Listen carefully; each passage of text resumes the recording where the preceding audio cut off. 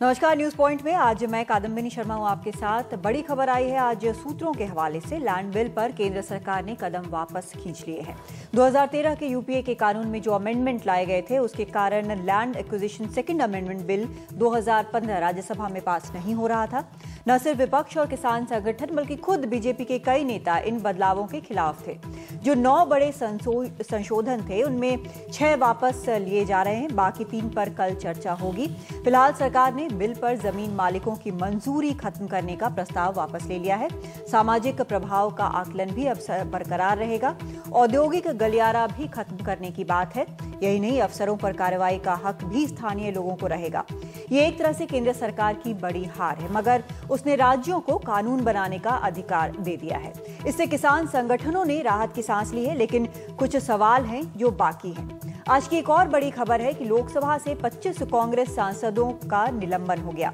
पिछले 2 हफ्तों से संसद चली नहीं है। ललित गेट पर विदेश मंत्री सुषमा स्वराज और राजस्थान के मुख्यमंत्री और व्यापम पर शिवराज सिंह चौहान के इस्तीफे की मांग पर अड़ी कांग्रेस के सांसद लोकसभा में कभी काली पट्टी बांधकर तो कभी नारे वाली तख्तियां लेकर रोज लोकसभा पहुंच रहे थे। वेल में पहुंचकर विरोध कर रहे थे, बैठ रहे थे। बार बार वार्निंग देने के बाद आज आखिर लोकसभा स्पीकर सुमित्रा महाजन ने 25 कांग्रेस सांसदों को 5 दिन के लिए लोकसभा से निलंबित कर दिया, सस्पेंड कर दिया। कांग्रेस अध्यक्ष सोनिया गांधी ने कहा कि ये लोकतंत्र के लिए काला दिन है। कांग्रेस ने 5 दिन के लिए लोकसभा बॉयकॉट करने का फैसला किया है। यह भी कहा कि सभी लाइक माइंडेड पार्टीज भी बॉयकॉट करेंगी। कुछ पार्टियां कह रही हैं कि इस निलंबन का विरोध करने के लिए वो बॉयकॉट करेंगी। अभी तक उनकी संख्या 9 है। कुछ इस पर अभी विचार करेंगे। उधर स्पीकर सुमित्रा महाजन ने कहा कि उन्होंने हाउस में डेकोरम मेंटेन करने की पूरी कोशिश की और जो किया जा रहा था सही नहीं था। इसलिए ये संदेश है सबके लिए कि वो नियमों के तहत ही व्यवहार करें। ऐसा नहीं है कि इस तरह के सख्त कदम किसी स्पीकर ने पहली बार उठाए हों। इन दोनों खबरों पर करेंगे अपने मेहमानों से चर्चा। और आपको हम बता दें हमारे साथ कौन कौन खास मेहमान हैं यहाँ दिल्ली स्टूडियो में। सबसे पहले आपको हम बता देते हैं, संजय सिंह हैं, पॉलिटिकल एडिटर हैं फर्स्ट पोस्ट के। राजकिशोर तिवारी हैं, एसोसिएट एडिटर हैं जागरण के। हमारे साथ और भी खास मेहमान जुड़ रहे हैं। आपको हम बता दें कि बीजेपी सांसद किरीट सोमैया हमारे साथ जुड़ रहे हैं। गौरव गोगोई हैं हमारे साथ, सांसद हैं कांग्रेस के, कुछ ही पलों में जुड़ेंगे हमारे साथ। और देवेंद्र शर्मा हैं, कृषि एक्सपर्ट हैं, हमारे साथ चंडीगढ़ से जुड़ रहे हैं। सबसे पहले हम देवेंद्र शर्मा जी आपसे ही बात करना चाहेंगे। खबर आपने लैंड बिल वाली सुन ली है, इसका सबसे इंपॉर्टेंट अगर हम इम्पैक्ट देखें तो वो क्या होगा?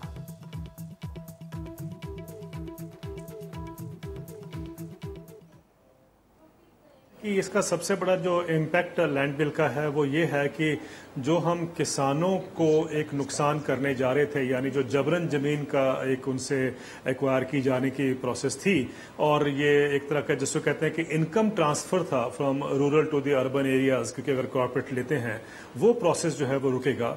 और किसान जो है, अभी जो सोशियो इकोनॉमिक सर्वे आया है उसमें पता चला कि 58% लोग जो गांव में रहते हैं वो जमीन उनके पास नहीं है और वो इकोनॉमिक वल्नरेबिलिटी होती है जो उसके वो विक्टिम होते हैं। तो अगर हम ये इस फोकस अब दोबारा हम एग्रीकल्चर पे करें, उसका विकास की बात करें, उसकी इनकम बढ़ाने की बात करें और जमीन को जो उनके पास उपलब्ध है उसी को हम किस तरीके से बढ़ा सकते हैं, मुझे लगता है कि ये देश का असली विकास होगा और यही एक रास्ता हमारे देश के लिए उपलब्ध है। और इसका असली मैसेज यही है कि किसानों को एक मैसेज जो जा रहा है, क्योंकि इतना बड़ा एग्रेरियन क्राइसिस है देश में, आप जानते हैं आत्महत्याएं लगातार होती जा रही हैं। कर्नाटका में तो भयंकर किस्म से आत्महत्याएं हो रही हैं आजकल। और वो सारे में जो डर था लोगों के माइंड में कि हमारे से जमीन भी हथियारी जाएगी, वो जो डर है मुझे लगता है कि काफी हद तक वो एक मैसेज जाएगा कि ऐसा नहीं होने जा रहा है। तो कम से कम एक जिसको कहते हैं कि सांस लेने की वापस क्षमता आएगी किसानों के अंदर, वो एक मैसेज। लेकिन राज्यों पर छोड़ा जा रहा है, जो राज्य है अलग अलग, एक तरफ बीजेपी शासित राज्य हो जाएंगे, एक तरफ बाकी जो पार्टियां हैं उनसे जो शासित राज्य हैं, तो क्या फर्क ज्यादा नहीं हो जाएगा? क्या ये 2 तरह के सिस्टम बनाने जैसी बात नहीं हो जाएगी?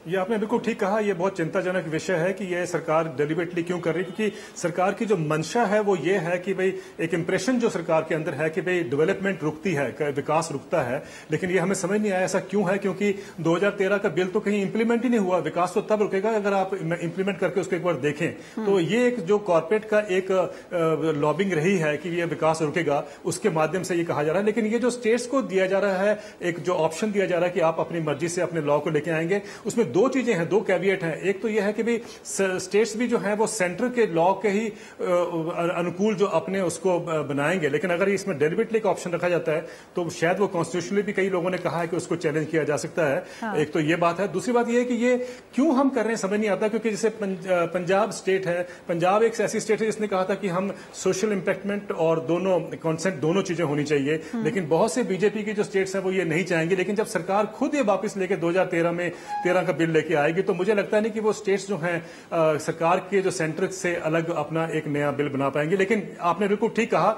डर है। अभी इसका फाइन प्रिंट जो है वो देखना पड़ेगा कि उसमें क्या होगा। ठीक है, किरीट सुमैया आपसे जानना चाहते हैं कि बार बार ये कहा गया कि अगर इस तरह से इस बिल को पास नहीं करने दिया जाएगा तो डेवलपमेंट रुक जाएगा। अब क्या कहेंगे, डेवलपमेंट रुका रहेगा या फिर आगे चल पड़ेगा?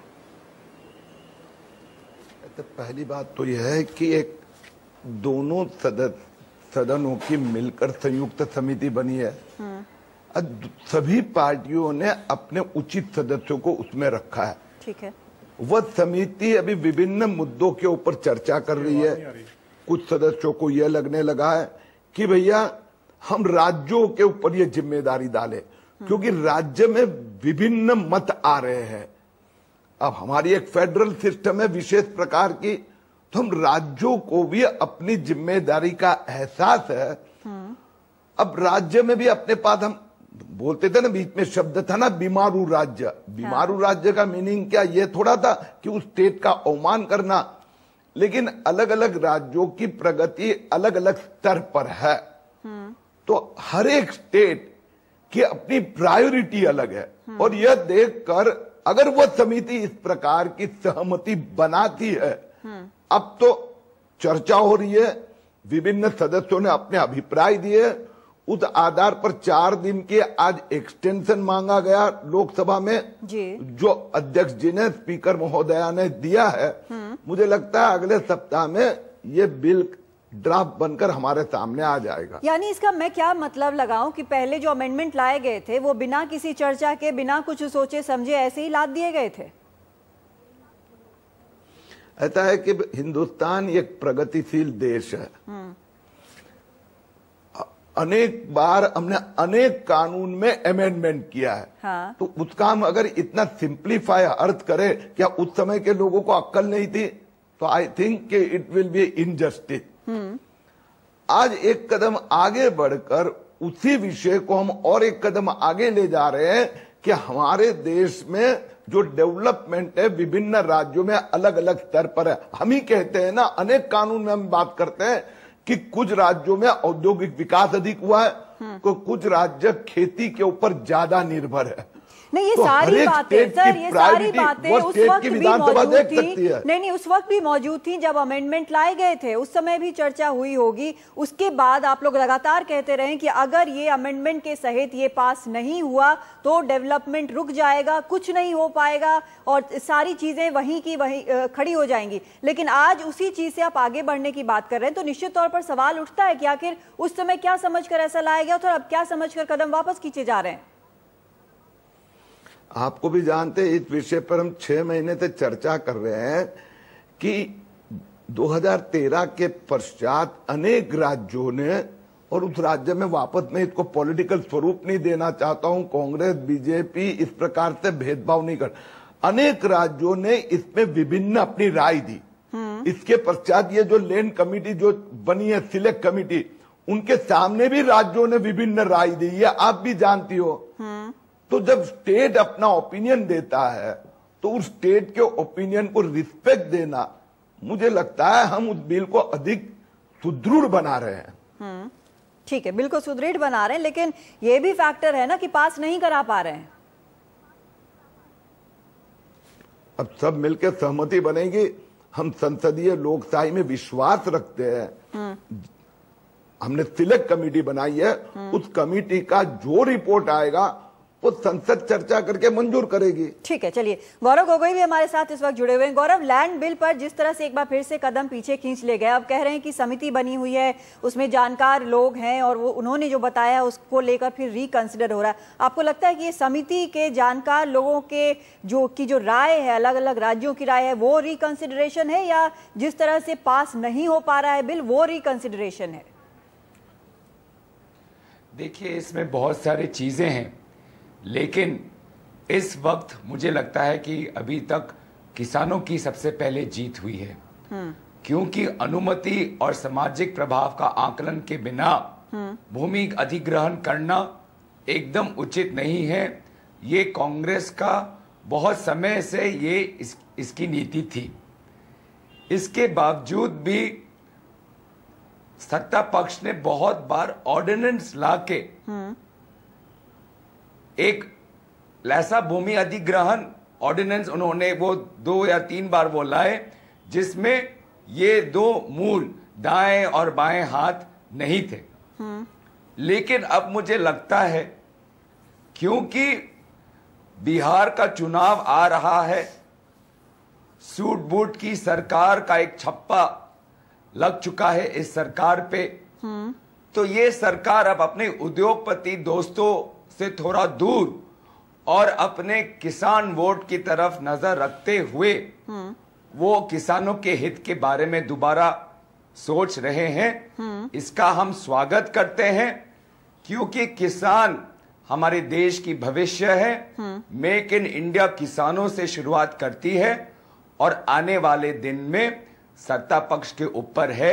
लेकिन गौरव एक चीज बताइए, जब यहाँ पर गौरव आप कह रहे हैं कि ठीक है बिहार चुनाव है, ठीक है, एक बड़ा फैक्टर है, इस पर मैं दोबारा वापस आऊंगी, लेकिन एक फैक्टर ये भी है कि अगर केंद्र सरकार ने इस पर कदम वापस खींचे हैं तो आपके हाथ से भी एक मुद्दा चला गया, बड़ा मुद्दा चला गया। देखिए, भूमि अधिग्रहण पर सामाजिक प्रभाव का आकलन और अनुमति लाना, ये सोनिया जी और राहुल जी के नेतृत्व में कांग्रेस पार्टी की इस लड़ाई की शुरुआत की थी इस साल के शुरुआत में। हाँ। और आपको याद होगा कि सोनिया गांधी के नेतृत्व के नीचे हम विभिन्न विपक्ष के दल एक साथ लड़ाई जीत ली है या फिर हम राष्ट्रपति के पास गए। हाँ। तो मुझे लगता है कि मैं इससे राहुल जी के नेतृत्व में हमने बहुत एक जंग लड़ी, तो उनके संघर्ष के कारण आज किसानों की जीत हुई है।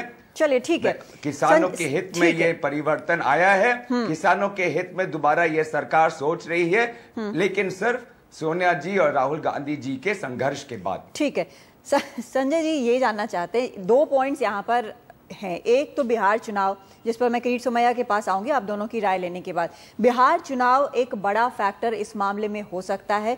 दूसरा, जो कांग्रेस ने अब लैंड बिल को एक तरह का बड़ा मुद्दा बनाया था, उसको लेकर वो एक स्पीयर हेड था, उसको लेकर सब लोग एक साथ हुए थे, आगे बढ़े थे, लग रहा था कि शायद ये बहुत बड़ी चीज हो जाएगी क्योंकि सरकार कदम पीछे हटाने को तैयार नहीं थी। तो यहाँ पे लगता है एक बिहार चुनाव, दूसरा की कांग्रेस के हाथ से एक मुद्दा छीनने की कोशिश, 2 फैक्टर्स लग रहे हैं यहाँ पर। देखिए कदम, मुझे नहीं लगता कि बिहार चुनाव से इसका कोई बहुत गहरा कोई रिश्ता है, 2 कारणों से।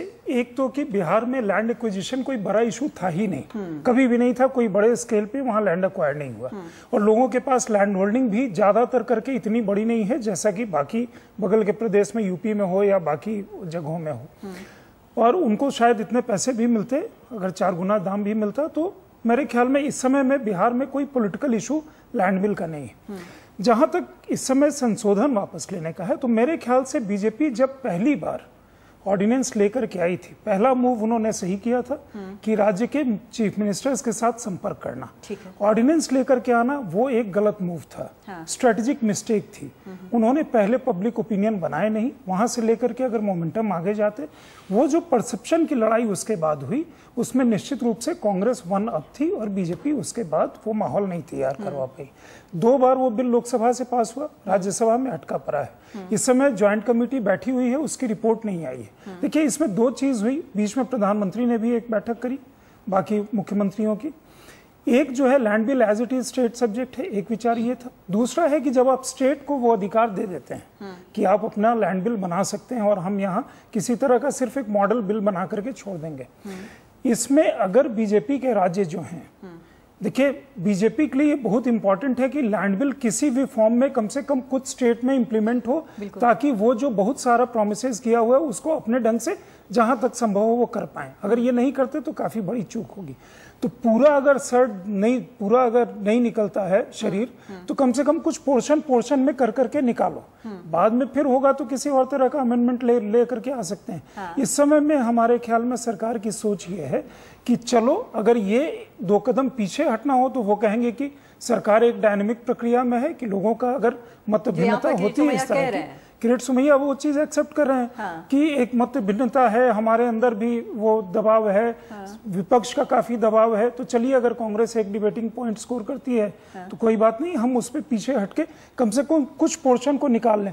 तो ये इनकी एक स्ट्रेटेजिक वो तैयारी है कि ज्वाइंट कमेटी की रिपोर्ट आने से पहले उन संशोधनों को जो कंटेंशियस है उसमें ये 2 सबसे बड़े हैं, कुछ निकाल करके ले जाओ और कुछ अपने स्टेट से करवा लो, उसके बाद फिर देखते हैं। यानी कि बेसिकली हम इसको ये माने कि अगर सीधी उंगली से घी नहीं निकलती है तो थोड़ा सा टेढ़ा करके घी निकालने की कोशिश हो रही है, ये माने? दरअसल टेढ़ा का थोड़ा झुक कर निकलने की कोशिश हो रही है, मुझे तो यहाँ लग रहा है। और देखिए इसमें विपक्ष का दबाव तो जो था, इससे भी ज्यादा महत्वपूर्ण था कि आपको याद होगा कि जब ज्वाइंट कमेटी के सामने, चाहे वो भारतीय मजदूर संघ हो, चाहे संघ के अनुषंगिक संगठन भारतीय किसान संघ हो और कांग्रेस, जितने भी लोग थे उसमें 98% लोगों ने ना किया है इस मौजूदा प्रारूप को। यहाँ तक कि खुद जो बीजेपी के जो किसान संगठन है उन्होंने भी मना किया था। वही मैं कह रहा था, जो उनके अनुषंगिक संगठन उन्होंने मना किया है।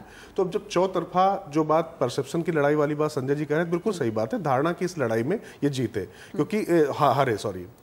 तो इन्होंने किया क्या कि शुरुआत में ही जो एक गलती की अध्यादेश लाकर, और उसके बाद जो मोमेंटम इसके खिलाफ बना कि ये कारपोरेट हितैषी सरकार है, तो वो जो मामला था, इनको लग रहा था कि प्रदेश सरकारों में जिसमें कांग्रेस के भी मुख्यमंत्री हैं, उन्होंने लिखित में दिया हुआ था, तो उन्हें लग रहा था जब कांग्रेस के मुख्यमंत्री चाहते हैं और तमाम विपक्षी मुख्यमंत्री चाहते हैं तो हम इस बिल को निकाल लेने में कामयाब रहेंगे। लेकिन ये वो भूल गए कि वो किस तरीके की राजनीति कर रहे थे जब वो विपक्ष में थे। तो जो सत्ता पक्ष में तब थे वो अब विपक्ष में थे, तो उन्होंने फिर उसी तरीके से उनकी शैली में उनको जवाब दिया। तो यहाँ पर किसानों की चिंता तो निश्चित रूप से लोकतंत्र की खूबसूरती है कि तमाम चीजें मत कर संग में आ रही हैं, लेकिन कहीं ना कहीं आप मानेंगे उसमें कुछ न कुछ ईगो या अहम या जिसको बोलते हैं स्ट्रेटजी की जो भूल थी सरकार की तरफ से, उसका खामियाजा भुगतना पड़ा है, मुझे लगता है इस बात। यानी इसको हम क्या माने, लेकिन जो चीजें अभी समझ में आ रही हैं अभी इमीडिएट तौर पर, ये क्या एक टेम्पररी रिप्रीव है, मतलब कुछ दिनों के लिए, कुछ सालों के लिए इस तरह का रिप्रीव दिया गया है कि जब तक कि हमें फुल मेजॉरिटी वहां भी नहीं मिल जाता है 2018 की अगर हम बात करें?